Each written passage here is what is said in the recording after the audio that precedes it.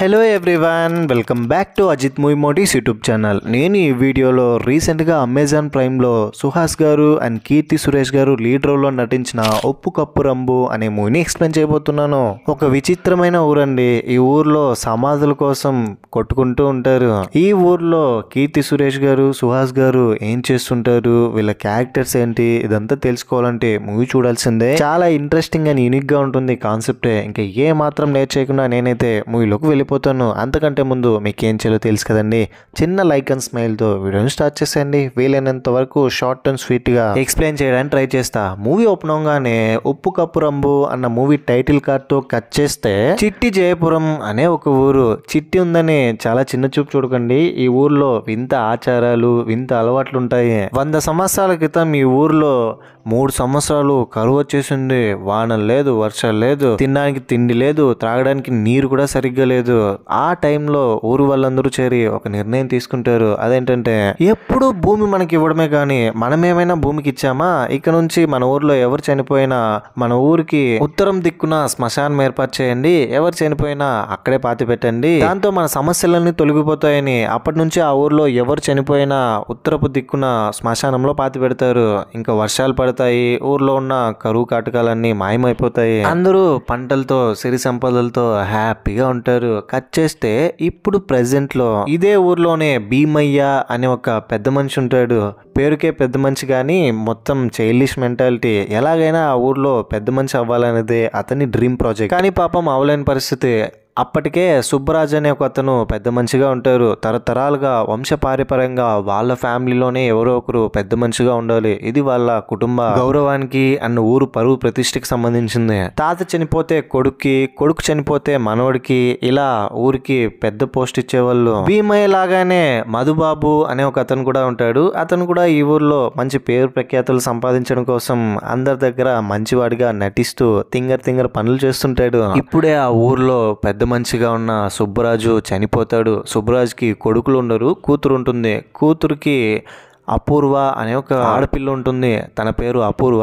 అపూర్వనే మన మూవీలో హీరోయిన్. కీర్తి సురేష్ గారు ఈ క్యారెక్టర్ని ప్లే చేసి ఉంటారు. అపూర్వ వాళ్ళ తాత సుబ్బరాజు చనిపోవడంతో శ్మశానంలోకి ఏడుస్తూ వస్తుంది. ఇదంతా చూస్తూ భీమయ్య, మధుబాబు వాళ్ళ మనుషులందరూ ఇదేంటి మరి ఇంత తింగరదానిలా ఉంది, చిన్నపిల్లలా ఏడుస్తుందని అలా చూస్తూ ఉంటారు. శ్మశానానికి కాపలాగా ఉండే వ్యక్తిగా సుహాస్ గారు ఈ క్యారెక్టర్ని ప్లే చేసి ఉంటారు. అతని క్యారెక్టర్ పేరు చిన్న. అక్కడికి వచ్చిన తర్వాత, ఏంటండి శవపేటికను అలా కిందకు వదిలేస్తారు, నేను వచ్చిన తర్వాతనే కదా చేయాలి, ఇది మన ఊరి ఆచారం కదా, నా పర్యవేక్షణలోనే కదా మీరు శవాన్ని కిందకు వదలాలని, చూడండి ఇప్పుడు ఏం జరిగిందో అని తాడు పట్టుకొని శవపేటిక రివర్స్ తిరుగుంటే దాన్ని నార్మల్గా పెట్టి శవాన్ని పూజ చేస్తారు. ఆ తర్వాత నెక్స్ట్ డే మార్నింగ్ చిన్న వాళ్ళ అమ్మ దగ్గర, ఊరు పెద్ద కదా, ఊరు చివరిని కాకుండా మధ్యలోనే అతనికి సమాధి ఏర్పాటు చేశాము అని చెప్తుంది. ఎంత పెద్ద సమాధో తెలుసా, యూజ్ చేసిన పలకలు కూడా చాలా స్మూత్ గా ఉంది అని చెప్తాడు. దీంతో ఎవరైనా ఎంత వాళ్ళైనా చావాల్సిందే. ఒరే, నాకు ఒక కోరిక ఉంది, ఏంటంటే నేను చనిపోయిన తర్వాత ఒక చెట్టు కింద నాకు కూడా అదే ప్లేస్లోనే ఒక సమాధి కట్టించు, నేను చాలా హ్యాపీగా ఫీల్ అవుతాను అని చెప్తుంది. అదేంటమ్మా అంత మాట అన్నావు అని అంటే, మనం ఎప్పుడు చావుని దగ్గరుండి చూస్తూ ఉంటాం. మనకి చావు కొత్త ఏం కాదు. ఒకవేళ నేను చనిపోయినా కూడా నువ్వు బాధపడాల్సిన అవసరం లేదు. నాకు మంచి సమాధిని ఇక్కడే ఏర్పాటు చేయి ఒక చెట్టు కింద అని చెప్తుంది. ఆ తర్వాత ఆ ఊర్లో ఒక చిన్న మీటింగ్ ఏర్పాటు చేస్తారు. ఆ ఊరి ప్రజలు, భీమయ్య, మధుబాబు, ఆ ఊర్లో కొంచెం వయసు అయిపోయిన వ్యక్తి. ఇంతవరకు మన ఊర్లో సుబ్బరాజు గారు పెద్ద మనిషిగా ఉన్నారు, ఇక్కడ నుంచి ఆ లెగసీని కంటిన్యూ చేయడానికి అతని మనవరాలు అపూర్వ ఉంది కాబట్టి వంశపారంపర్యంగా వాళ్ళ కుటుంబానికే పెద్ద మనిషి అధికారం ఇవ్వాలి కాబట్టి అపూర్వ ఇప్పుడు మన ఊరి పెద్ద మనిషిగా ప్రమాణ స్వీకారం చేయబోతుందని అపూర్వాని అక్కడికి పిలిపించి ప్రమాణ స్వీకారం చేయిస్తాడు. అయితే పాపం అపూర్వ, నేను చెప్పినట్టు చెప్పమ్మా అంటే, అనే నేను అని అపూర్వ అంటుంది. హర్రే, అనే నేను అంటే నీ పేరు చెప్పిన తర్వాత అలా చెప్పాలమ్మా అంటే, హో అలాగా, అపూర్వ అనే నేను అని తడబడుతూ వంశపరపర్యంగా దొరికిన అధికారాన్ని దుర్వినియోగం చేయనని ప్రమాణం చేస్తున్నానని తడబడుతూ చెప్పడంతో ఆ ఊర్లో ఉన్న ప్రజలతో పాటు భీమయ్య, మధుబాబు వీళ్ళందరూ నవ్వుతారు. అందరూ నవ్వుతూ ఉంటే అపూర్వ కూడా భయపడుతూ చెప్తుంది. అపూర్వకి చిన్నప్పటి నుంచే షై అండి, ఆడపిల్ల కాబట్టి ఎప్పుడు ఇంట్లో నుంచి బయటకు వచ్చినదు, బయట వాళ్ళని ఎలా ఫేస్ చేయాలో తెలియదు, భయపడుతూ ఉంటుంది ప్రతిదానికి. ఫైనల్ గా ప్రమాణ స్వీకారం పూర్తయిపోయిన తర్వాత సలహాదారులుగా ఒక ముగ్గురిని పెట్టి, మీ తాతయ్య సుబ్బారావుకు వీళ్ళే సలహాలు ఇచ్చేవాళ్ళు, వీళ్ళు చాలా చురుగ్గా పనిచేస్తారని అతనితో చెప్పి ఇక నుంచి మీరు సుబ్బారావు మనవరాలు అపూర్వ చెప్పినట్టుగానే వినాలి అని చెప్తారు. ఇంకోవైపు చిన్న శ్మశానంలో అక్కడున్న సమాధులకు కాపలాగా ఉంటాడు. ఆ రోజు ఊరి మధ్యలో ఉన్న మర్రి చెట్టు కింద చిన్న గ్రామ పంచాయతీ, ఊర్లో ఉన్న సమస్యలన్నీ తనే తీర్చాలి. అందరూ వారానికి ఒక రోజు మీటింగ్లో వచ్చి తనకి సమస్యలు చెప్పుకుంటారు. ఇప్పుడు అపూర్వ దగ్గర అక్కడున్న ప్రజలు వాళ్ళ సమస్యలు చెప్పుకోవడానికి వస్తారు. అయితే అపూర్వ మాత్రం భయపడుతూ చైర్లో కూడా సరిగా కూర్చోకుండా తడబడుతూ ఇలా మాట్లాడుతూ ఉంటుంది. చెప్పండి, ఈ ఊర్లో ఎలాంటి సమస్యలు ఉన్నాయి, ఎవరెవరికి ఏం కావాలి అంటే ఒక్కొక్కరు ఒక్కో విధంగా వాళ్ళ సమస్యల్ని ఎక్స్ప్రెస్ చేస్తారు. సుబ్బారావు బ్రతుకున్నప్పుడే అపూర్వ సుబ్బారావు దగ్గరికి వెళ్ళి, తాతయ్య మీరు చనిపోయిన తర్వాత నేనే కదా ఈ ఊరి పెద్ద మనిషిని, ఎలా ఫేస్ చేయాలి మన ఊరి ప్రజలని అంటే, మన ఊరి ప్రజలు ఏం చెప్పినా కూడా నువ్వు కామ్గా ఉండాలి, ప్రతిదానికి ఓవర్గా రియాక్ట్ అవ్వకూడదు, పెద్దగా వాళ్ళకి సమస్యలు అంటూ ఏముండదు, మహా అయితే రైతులందరూ రేట్లు లేదని అడుగుతారు వెజిటేబుల్స్కి, అప్పుడు నువ్వేం చెప్పాలంటే సంబంధమే లేకుండా ఏదో ఒక టాపిక్ గురించి చెప్పాలి, బయట దేశానికి మనం ఇప్పుడు ధరలు లేకుండా బాధపడుతున్న సిచ్యువేషన్కి లింక్ చేయాలి, ఇరాన్లో వచ్చే యుద్ధం వల్ల ఇప్పుడు మనకు ధరలు తగ్గిపోయాయని సంబంధమే లేకుండా అలా చెప్పాలని చెప్తే, ఇప్పుడు వాళ్ళ తాతయ్య చెప్పిన దాని ప్రకారం అందులో ఒకడు టమాటోలు రేట్లు లేవంటే, ఇరాన్లో జరుగుతున్న యుద్ధం వల్ల ఇప్పుడు టమాటోస్కి రేట్లు లేవు, అక్కడ యుద్ధం జరుగుతుంటే మనోళ్ళు అక్కడ టమాటోస్ని తీసుకెళ్ళి ఎలా చట్నీ చేసుకోగలుగుతారు, ఎలా కర్రీస్ చేసుకోగలుగుతారు అని చెప్తుంది చాలా ధీమాగా. ఇంకొకరు ఊర్లో మురికి కాలువలు ఎక్కువైపోయాయి, వాటిని క్లీన్ చేయాలంటే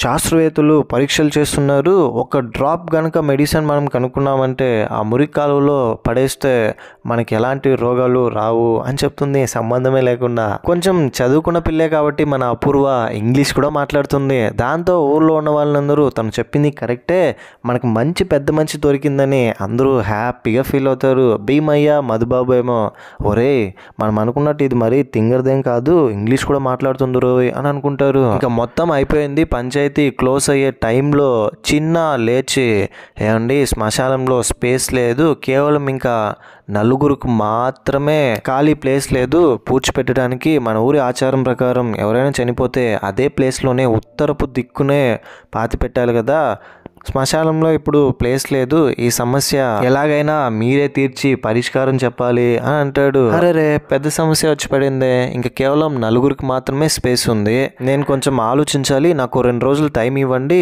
2 రోజుల తర్వాత మళ్ళీ సభలో దీనికి పరిష్కారం చెప్తానని చిన్నాకు చెప్పి ఊరి ప్రజలందరినీ కన్విన్స్ చేసి అక్కడ నుంచి వచ్చేస్తుంది అపూర్వ. చిన్న వాళ్ళ మదర్ అనారోగ్యంతో బాధపడుతూ ఉంటుంది. హాస్పిటల్లో చిన్న చూపించుకొని వస్తాడు. అయితే తన మదర్ చనిపోయిన తర్వాత తను అడిగిన సమాధి ఇవ్వగలనో లేదో అన్న భయం స్టార్ట్ అవుతుంది చిన్నకి, ఎందుకంటే కేవలం నలుగురికి మాత్రమే స్పేస్ ఉంటుంది కాబట్టి. ఇంటికి వెళ్ళిన తర్వాత అపూర్వ చిన్న అడిగిన క్వశ్చన్కి సమాధానమే లేదా, దీనికి పరిష్కారం ఏంటి, శ్మశానంలో నలుగురికి మాత్రమే ప్లేస్ ఉంటే మనం ఇంకా నెక్స్ట్ చనిపోయే వాళ్ళకి ఏం చేయాలి అని సలహాలు ఇచ్చే ముగ్గురు ముసలి వాళ్ళని అడిగితే, మాకేం సంబంధం లేదు, వీడి లెక్కలు చూసుకుంటాడు, వీడేమో ఇలా కాఫీలు తాగుతూ ఉంటాడని ఒకరు మొఖాలు ఒకరు చూసుకుంటారు. వీళ్ళని అడిగి లాభం లేదని అపూర్వ థింక్ చేస్తుంది, ఏం చేయాలో అర్థం కాక. నాకు అద్భుతమైన ఐడియా వచ్చింది, అసలు ఎందుకు ఇంత కష్టపడడం, వేరే ఊర్లలో లాగా శవాన్ని తగిలిపెట్టేయచ్చు కదా అంటే అందరూ కోపంతో అపూర్వ దగ్గరికి వెళ్ళి అటాక్ చేయడానికి ప్రయత్నిస్తారు. అలా మాట్లాడకండమ్మా, ఇలా మాట్లాడితే ఊర్లో ఉన్న వాళ్ళందరూ చేరి మీ ప్రాణాలు కూడా తీసేస్తారు, దయచేసి అలాంటి మాట అనకండి అని చెప్తారు. దాంతో అపూర్వ భయపడుతూ ఆ రోజు రాత్రి చిన్న దగ్గరికి వెళ్ళి, నేను మిమ్మల్ని కలవడానికి వచ్చాను, మీతో ఒక విషయం మాట్లాడాలి, అదేంటంటే శ్మశానంలో నలుగురికి మాత్రమే స్పేస్ ఉంది కాబట్టి ఇంకా మన ఊర్లో ఎవరైతే చావబోతున్నారో నువ్వు ఒక లిస్ట్ రెడీ చేయాలి, అంటే అనారోగ్యంతో ముసలి వాళ్ళు ఎవరెవరైతే ఉన్నారో అండ్ వాళ్ళు ఎన్ని రోజుల్లో చనిపోతారో ఒక అంచనా వేసి రాయగలవా అని లిస్ట్ ప్రిపేర్ చేయమంటుంది. అదేంటండి ఎవరు ఎలా చనిపోతారో నేను ఎలా లిస్ట్ ప్రిపేర్ చేయను అని అంటే, చెయ్యాలి, కేవలం నువ్వు ఒక్కడికి మాత్రమే ఇది చేయగలవని అపూర్వ చిన్నతో అంటే, సరే అండి చేస్తానని అతని ఫ్రెండ్ ఇంకొక అతను ఇద్దరు కలిసి ఆ ఊర్లో ముసలిగా ఉన్నవాళ్ళు అనారోగ్యంతో బాధపడుతున్న వాళ్ళు ఎన్ని రోజుల్లో చనిపోతారు అని అంచనా వేసి లిస్ట్ ప్రిపేర్ చేస్తాడు. ఆ తర్వాత అపూర్వ ఒక మీటింగ్ ఏర్పాటు చేసి చేసి లిస్ట్ ప్రిపేర్ అయిన తర్వాత మన ఊర్లో 8 మంది ఇంకా కొద్ది రోజుల్లో చనిపోబోతున్నారని లిస్ట్ ప్రిపేర్ చేశాము. కానీ సమాధులు మాత్రం కేవలం 4 ఉన్నాయి మనకి. కానీ వీళ్ళు 8 మంది చనిపోవడానికి 1 సంవత్సరం రోజులు పడుతుంది. దీని ప్రకారం చూస్తే ఒక 1 ఇయర్ 1.5 ఇయర్ వరకు మనకి ప్రాబ్లం లేదు. తర్వాత దీని గురించి ఆలోచిద్దాం తీరికగా అని చెప్తుంది. ఇంకా ఎవరికైనా ఏదైనా డౌట్స్ ఉన్నాయనంటే మధుబాబు ఏంటంటే లిస్ట్లో ఏమో 8 మంది పేర్లు ఉంది, సమాధులు ఏమో 4 ఉన్నాయి. మరి మిగతా 5 మంది ఏం పాపం చేశారు? 3-5 ఇంకా చనిపోయే ఛాన్సెస్ కూడా ఉంది కదా. మనం అంత ఖచ్చితంగా చావుని ఎలా చెప్పగలం, ఎప్పుడు ఎవరికి ఎలా వస్తుందో అని అంటాడు. దాంతో అపూర్వ దానికి నా దగ్గర ఒక మార్గం ఉంది, అందరి పేర్లు రాసి ఒక హుండీలో వేసి మనం లక్కీ డ్రా తీద్దాం, ఎవరి పేర్లు అయితే వస్తుందో వాళ్ళకి ఆ సమాధి సొంతం అని చెప్తుంది. దాంతో భీమయ్య అందులో నా పేరు కూడా రాయండి, నన్ను కూడా అక్కడే పూడ్చిపెట్టాలి, నా సమాధి కూడా మిగతా వాళ్ళందరికంటే చాలా గొప్పగా కాస్ట్లీగా ఉండాలి అని అంటాడు. ఆ తర్వాత అపూర్వ చిన్న దగ్గర ఏంట్రా ఇది, సమాధి కోసం ఎవరైనా కొట్టుకుంటారో, అందరూ వచ్చి నాకు కావాలని నన్ను విసిగిస్తున్నారు, నాకేం చేయాలో అర్థం కావట్లేదు, ఏం తోచట్లేదు అని అంటే, చిన్న మీరు అలా కంగారు పడకండి, మీకు ఒకటి తెలుసా, నేను మీరు ఒకే క్లాస్మేట్స్, 4వ తరగతి వరకు కలిసి చదువుకున్నాం. ఇన్ఫ్యాక్ట్ మనం ఇద్దరం ఫ్రెండ్స్. మా నాన్నగారు చనిపోయిన తర్వాత మా నాన్నగారు చేసే పని నేను చేయాల్సి వస్తుంది, చదువు మధ్యలోనే ఆపేశాను, లేకపోతే నాకు కూడా మీలాగా మంచి ఫ్రెండ్స్ ఉండేవాళ్ళు అని చెప్తాడు. అవునా చిన్న, మనం ఇద్దరం ఒకే క్లాస్లోనే చదువుకున్నామా, అయితే నాకు మాత్రం గుర్తు రావట్లేదేంటి అని అపూర్వ అంటే, చిన్న లేదు 4th క్లాస్లోనే నేను డ్రాప్ అయిపోయాను, మేబీ నువ్వు మర్చిపోయి ఉండొచ్చు, చాలా చిన్న ఏజ్ కదా అని అంటాడు. నెక్స్ట్ డే లక్కీ డ్రా వేయడం కోసం పెద్ద ఫంక్షన్ లాగా ఏర్పాటు చేసి స్టేజ్ కూడా ఏర్పాటు చేసి ఇది ఆర్గనైజ్ చేయడానికి కూడా ఒక అతను కావాలని ఒక ఆర్గనైజర్ని కూడా పక్కూర్లో నుంచి వీళ్ళ ఊరికి పిలిపించి, అయితే 3 పేర్లు వస్తుంది, అందులో నుంచి చిన్న వాళ్ళ అమ్మగారి పేరు కూడా ఉంటుంది. లాస్ట్ చీటీ తీస్తూ ఉంటే చిన్న భయపడుతూ ఉంటాడు, మా అమ్మగారి పేరు రాదేమో, తన చివరి కోరిక నేను నెరవేర్చలేనేమో అని. అయితే లక్కీగా చివరి పేపర్లో చిన్న వాళ్ళ అమ్మగారి పేరే ఉంటుంది. అందరూ చాలా హ్యాపీ, మిగతా వాళ్ళేమో బాధపడతారు నా పేరు రాలేదని చిట్టీలో. చిన్న వాళ్ళ అమ్మగారి పేరు చిట్టీలో రావడం వల్ల అపూర్వ కూడా హ్యాపీగా ఫీల్ అవుతుంది. ఆ తర్వాత నెక్స్ట్ డే మధుబాబు ఊర్లో ఒక ఫంక్షన్ ఏర్పాటు చేస్తాడు వాళ్ళ ఇంట్లో. అందరూ వచ్చి ఫంక్షన్లో వచ్చి భోజనం చేసి వెళ్తారు. కొంతమంది మందుబాబులు ఎక్కువగా మందు తాగడం వల్ల ఊర్లో ఉన్న వాళ్ళు 4 చనిపోతారు ఒకేసారి. దీంతో భీమయ్య, అపూర్వ, చిన్న, ఊర్లో ఉన్న వాళ్ళందరూ ఏంట్రా మధుబాబు ఏం పెట్టాయంటే వీళ్ళకి 4 ఒకేసారి చనిపోయారని. ఎలాగో 4కి ప్లేస్ ఉంది కదా శ్మశానంలో, 4ని తీసుకెళ్లి పాతి పెట్టేస్తారు. శ్మశానం ఫుల్ అయిపోతుంది, ఇంకా ప్లేస్ లేదు. సినిమా హాల్లో లాగా హౌస్ఫుల్, హాల్ నిండినది అనే బోర్డు కూడా పెడతారు శ్మశానం బయట. చాలా క్రేజీగా ఉంది కదా ఇది. సాయంత్రం ఇంటికి వెళ్ళి చిన్న అమ్మగారితో మాట్లాడి చాలా ఎమోషనల్ అవుతాడు. అమ్మ నీ చివరి కోరికని నేను తీర్చలేకపోతున్నానే. అలాగే ఆలోచిస్తూ శ్మశానంలో ఇంకొకరికి ప్లేస్ ఉంటుంది. ఈ విషయం చిన్న ఎవరికి చెప్పకుండా కేవలం వాళ్ళ అమ్మగారి కోసం ఒక రాయిని తీసుకెళ్ళి అక్కడే పాతి పెడతాడు. ఫేక్గా ఆల్రెడీ ఎవరినో పూడ్చిపెట్టినట్టు. వెళ్తూ ఉంటే రాయిని తీసుకుని దారి మధ్యలో అపూర్వ చూసి కారు ఆపి, ఎక్కడికి వెళ్తున్నావు చిన్న అంటే, అదా ఈ రాయిని తీసుకుని శ్మశానంలోకి వెళ్తున్నాను, ఏదో ఒకటి చెప్పి తప్పించుకొని వెళ్ళడానికి ప్రయత్నిస్తాడు అపూర్వకి ఈ విషయం తెలియనీయకుండా. ఆ తర్వాత అపూర్వ చిన్నతో, నేను పక్కూరికి వెళ్తున్నాను శ్మశానం తీసుకోవడానికి, 1 ఎకరా ఉందంట, ఇస్తారేమో అడగడానికి వెళ్తున్నాను, నువ్వు కూడా రా అని అపూర్వ చిన్నని తనతో పాటు తీసుకెళ్తుంది. వెళ్ళిన తర్వాత అక్కడున్న వాళ్ళేమో 1,00,000 రూపాయలు చెప్తారు 1 ఎకరా స్థలాన్ని, అది కూడా శ్మశానాన్ని. 1,00,000 రూపాయలు పెట్టుకునే స్థితిలో అపూర్వ కానీ ఆ ఊరు ప్రజలు కానీ ఉండరు. దాంతో అక్కడ నుంచి వచ్చేస్తుంది. వాళ్ళకి ఏం చెప్పకుండా 1,00,000 రూపాయలు ఏంటండి మరి ఎక్కువనే. ఊరికి తిరిగి వస్తే ఒక ముసలాడు పోయేలా ఉన్నాడు, వాడిని ఎక్కడ పూడ్చిపెట్టాలో తెలియట్లేదని అందరూ వచ్చి అపూర్వ దగ్గర అడుగుతుంటే అపూర్వకి ఏం చెప్పాలో అర్థం కావట్లేదు. ఇంట్లోపల వచ్చి డోర్ లాక్ చేసి, నేను ఇంకా ఈ ఊరికి పెద్ద మనిషిగా ఉండను, నా వల్ల అవ్వట్లేదని ఏడుస్తూ వెళ్తుంటే అపూర్వ వాళ్ళ అమ్మ, వసే ఇది మన వంశపారంపర్యంగా వస్తున్న పెద్దరికం, ఇప్పుడు దీన్ని వద్దనుకుంటే నీ తర్వాత వచ్చే నీ వారసులు నీ గురించి రకరకాలుగా మాట్లాడుకుంటూ ఉంటారు, ఏం కాదులే ఏదో ఒక మార్గం దొరుకుతుంది అని చెప్తుంది. ఆ తర్వాత చిన్న ఏమో శ్మశానంలోకి వెళ్ళి ఒక ప్లేస్లో వాళ్ళ అమ్మగారికని రాయి పెట్టి, ఆ రాయి పైన ఆ ఊర్లోనే ఒక అతను చనిపోయినట్టు పాతకాలం హిస్టరీని తీసుకొచ్చి పుల్లారావుకి మనోడికి మనోడు అని ఏదో ఒకటి రాయి మీద రాస్తాడు అందరినీ నమ్మించడానికి. మార్నింగ్ చిన్న దగ్గరికి అపూర్వ వచ్చి శ్మశానాన్ని చూసి ఇన్ని సంవత్సరాలుగా ఈ శ్మశానంలో అందరూ శవాలను పూడ్చిపెట్టారు, ఊరి పెద్దగా నేనున్నప్పుడే ఇందులో స్పేస్ అయిపోవాలా, నువ్వు చెప్పింది నిజమే చిన్న, ఇక్కడ ఒక్క అడుగు స్థలం కూడా లేదు అని చెప్తూ ఉంటే తను ఎక్కడ చిన్న వాళ్ళ అమ్మ కోసం దాచిపెట్టిన ప్లేస్ని చూసేస్తుందేమో అని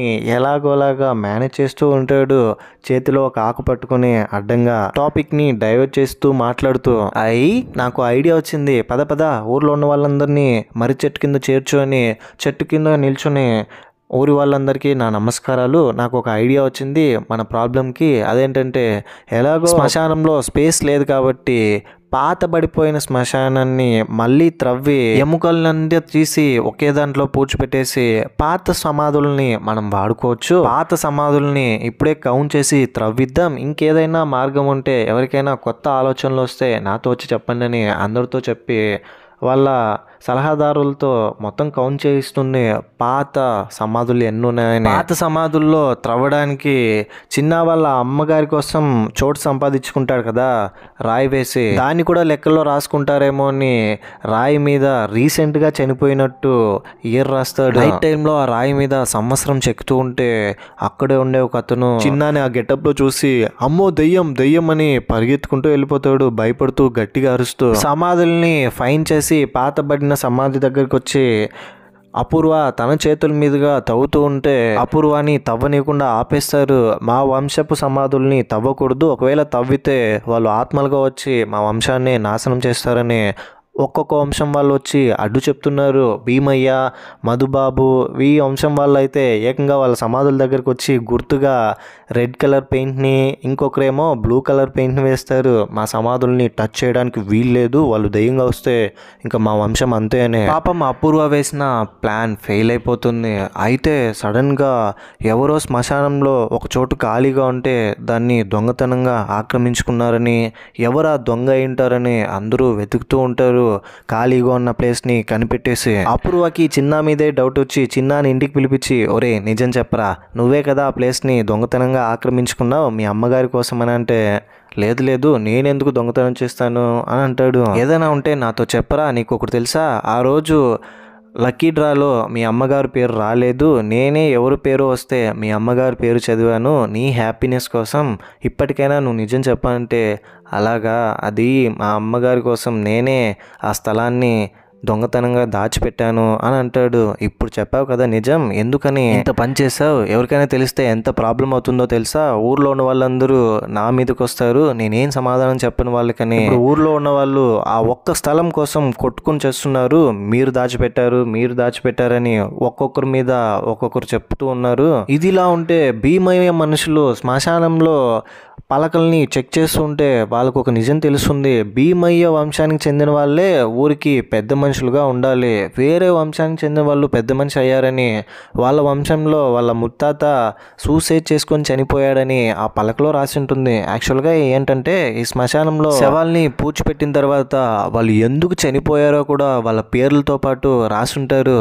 ఇప్పుడు ఈ విషయం తెలుసుకున్న తర్వాత భీమయ్య ఎంత తెగించారా, నేను ఊరికి పెద్దగా ఉండాలనుకుంటే ఆ సుబ్బారావు వాడి మనవరాలు అపూర్వ కలిసి నా పెద్దరికాన్ని లాగేసుకున్నారు, ఇప్పుడే నేనేంటో చూపిస్తా అని శ్మశానంలోకి వెళ్ళి అపూర్వ దగ్గర నేనే ఈ ఊరికి పెద్ద మనిషిగా ఉండాలి, కావాలంటే మీకు సాక్ష్యంగా మా ముత్తాత సమాధిని చూడండి, అతను ఎందుకు చనిపోయాడో రీజన్ కూడా అందులో రాసుంది అని చెప్తే అపూర్వ పెద్ద మనిషిగానా, అయితే మీరే ఉండండి నాకేం ప్రాబ్లం లేదు అని చెప్తుంది. విన్నారా, అందరూ విన్నారా, ఇక నుంచి ఈ ఊరికి నేనే పెద్ద మనిషినని భీమయ్య అందరి ముందు చెప్తాడు. అప్పుడే చెట్టు పైన దాక్కునున్న చిన్న కింద పడిపోతాడు రాయితో. అందరికీ చిన్నానే సమాధిని దాచిపెట్టాడన్న విషయం తెలుస్తుంది. పంచాయతీలో భీమయ్య చిన్న చేసిన తప్పులు, 5 సమాధులు ఉన్నా కూడా కేవలం 4 సమాధులకు మాత్రమే స్పేస్ ఉందని అబద్ధం చెప్పాడు, చివరికి ఒక సమాధిని దాచిపెట్టాడు. ఇందుకు శిక్షగా ఊరి పెద్ద మనిషిగా నేనేం చెప్పబోతున్నానంటే చిన్నాని వాళ్ళ అమ్మని ఊర్లో నుంచే బహిష్కరణ చేయాలని చెప్తున్నాను అని చెప్తాడు. చిన్న బాధపడుతూ పెద్ద మనిషిని వేడుకుంటాడు. అయ్యా అయ్యా నేనేదో తెలియక చేశాను, నన్ను క్షమించండి, ఇది మా అమ్మ కోసమే చేశానని. అందరూ చిన్నానొచ్చి కొడుతూ ఉంటే చిన్న వాళ్ళ ఫ్రెండ్ వచ్చి అందరూ ఊరుకోండి, ఎందుకని ఇలా కొడుతున్నారు, చిన్న వాళ్ళ అమ్మ చనిపోయింది అని చెప్తాడు. దాంతో చిన్న ఎమోషనల్ అయ్యి అమ్మగారి దగ్గరికి వెళ్ళి బాగా ఏడుస్తాడు. చిన్నప్పటి నుంచి చిన్నకి వాళ్ళ అమ్మ చెప్పిన మాటలన్నీ గుర్తుకొస్తూ ఉంటాయి. శవం ముందు కూర్చుని ఏడుస్తూ ఉంటాడు. అండ్ ఊరి పెద్ద మనిషి ఇప్పుడు భీమయ్య ఏమో ఒక స్థలం ఉంది కదా శ్మశానంలో, వేలంపాట వేద్దాం, ఎవరైతే ఎక్కువకి వేలంపాట పాడతారో వాళ్ళకే ఆ శ్మశానం సొంతమని సమాచారం అందరికీ అర్థమైందని తరువాత నెక్స్ట్ డే పంచాయతీ ఏర్పాటు చేసి వేలం పాట వేస్తారు. ఆ స్థలాన్ని 1000 రూపాయలతో స్టార్ట్ అయిన ఆ స్థలం 1,00,000 వరకు వేలం పాట పాడతారు. చివరికి భీమయ్యనే 1,00,000 రూపాయలకి ఆ స్థలాన్ని సొంతం చేసుకుంటాడు. అయితే ఏదో గౌరవం కోసం 1,00,000 రూపాయలు పెట్టి ఆ స్థలం తీసుకున్నాడు, కానీ భీమయ్యకి 1,00,000 రూపాయలు పోయిందని బాధ ఉంటుంది, గిల్ట్గా ఫీల్ అవుతాడు. తర్వాత చిన్న వాళ్ళ అమ్మకి అంత్యక్రియలు పూర్తి చేస్తారు. ఊరి పక్కన కొత్తగా శ్మశానాన్ని తీసుకొని అక్కడే పూడ్చి పెడతారు. ఒక చెట్టు నాటుతాడు. అమ్మ చెట్టు కింద నీ సమాధాన్ని రెడీ చేయలేదు, కానీ నీ కోసం నేనే ఒక చెట్టు పెంచుతానే. ఊర్లో ఉన్న వాళ్ళందరూ చిన్న మీద అరుస్తూ చిన్నాని ఊర్లో నుంచే వెళ్ళిపోమన్నాడు కదా ఊరి పెద్ద మనిషి భీమయ్య, ఇప్పుడు ఎందుకు మళ్ళీ వచ్చాడని అపూర్వ దగ్గరకు వచ్చి గొడవ చేస్తూ ఉంటే అపూర్వ చిన్న చాలా మంచి పని చేస్తున్నాడు, చిన్నకు ఒక ఐడియా వచ్చింది, 1,00,000 రూపాయలు ఇప్పుడు మన దగ్గర ఉంది కాబట్టి ఒక సమాధి డబ్బు ఆ 1,00,000 రూపాయలతో పక్కూర్లో ఉన్న 1 ఎకరా స్థలం కొనవచ్చు, కొత్తగా అక్కడే మనం శ్మశానం నిర్మించుకోవచ్చు అని అందరినీ ఒప్పించి కన్విన్స్ చేస్తుంది. మీ అందరూ మనతో పాటు ఉన్న చిన్న మీద ఎందుకు అంత కోపం చూపిస్తున్నారు, మనం చనిపోయిన తర్వాత మన అందరి చావుల్ని దగ్గరుండి చూస్తూ మనకు అంత్యక్రియలు జరిగేలా చూసేది చిన్నానే. చిన్న ఏమంటాడంటే పూర్వం ఈ ఊరు ఏర్పడినప్పుడు 4 అన్నదమ్ములు మాత్రమే మొదట ఈ ఊరికి వచ్చారు. ఒక రకంగా చూస్తే మనమందరం ఒకే ఫ్యామిలీకి చెందిన వాళ్ళం, ఇప్పుడేమో ఇలా ఒక స్థలం కోసం కొట్టుకుంటూ మనం మారాలి అని అందరినీ ఒప్పించి ఎమోషనల్గా శ్మశానంలో స్థలం తీసుకొని అక్కడే శ్మశానంగా ఏర్పాటు చేసుకుంటారు పక్క ఊర్లో. చిన్న కూడా చాలా హ్యాపీగా ఫీల్ అవుతాడు. అతను నాటిన మొక్క పెరిగి పెద్దదవుతుంది చెట్టులాగా. భీమయ్య 1,00,000 రూపాయలు పోగొట్టుకున్నందుకు బాధపడుతూ ఉంటాడు. 100 సంవత్సరాల కంటే క్రితం జరిగిన ఇన్సిడెంట్స్కి మనం ఇప్పటికీ కొట్టుకుంటున్నాం, వాటన్నిటినీ మర్చిపోదాం అని అంటే, అయితే మీరు కూడా ఇప్పుడు మా పెద్ద మనిషి కాదు, అన్నిటినీ మర్చిపోతాం, మా పెద్ద మనిషి అపూర్వనే అని అపూర్వ దగ్గరికి వెళ్తారు. అపూర్వ పాపం ఇంకా అమ్మయ్య ఈ ఊర్లో అన్ని ప్రాబ్లమ్స్ సాల్వ్ అయిపోయాయి, హ్యాపీగా పడుకోవచ్చని పడుకుంటూ ఉంటే మళ్ళీ వచ్చి ఒసేయ్ నీకోసం ఊర్లో ఉన్న వాళ్ళందరూ వచ్చారు, మళ్ళీ నువ్వే పెద్ద మనిషిగా ఉండాలంట అని అంటుంది అపూర్వ వాళ్ళ అమ్మ. వామ్మో మళ్ళీ నేనే పెద్ద మనిషి అని షాక్లో ఉంటుంది. ఇంతటితో మూవీ ఎండ్ అయిపోతుంది. ఈ మూవీ మొత్తం చూసిన తర్వాత మూవీపై మీ ఒపీనియన్ ఏంటి, నా ఎక్స్ప్లెనేషన్ మీకు ఎలా అనిపించింది అనే దాన్ని ఏదో ఒకటి కింద కమెంట్ బాక్స్లో తప్పకుండా నాతో షేర్ చేసుకోండి. అండ్ చాలా మంది మన వీడియోస్ చూస్తున్నారు కానీ సబ్స్క్రైబ్ చేసుకోవట్లా. మీకు కనుక నా ఎక్స్ప్లెనేషన్ నచ్చితే మరిన్ని ఇలాంటి కైండ్ ఆఫ్ ఎక్స్ప్లెనేషన్ వీడియోస్ కోసం మన ఛానల్ని సబ్స్క్రైబ్ చేసి బెల్ ఐకాన్ క్లిక్ చేసేయండి. ఇంకో ఇలాంటి ఇంట్రెస్టింగ్ మూవీ వీడియోతో మీ ముందుంటాను. అంతవరకు సేఫ్గా ఉండండి, నవ్వుతూ ఉండండి, నవ్విస్తూ ఉండండి. Thank you. జై హింద్.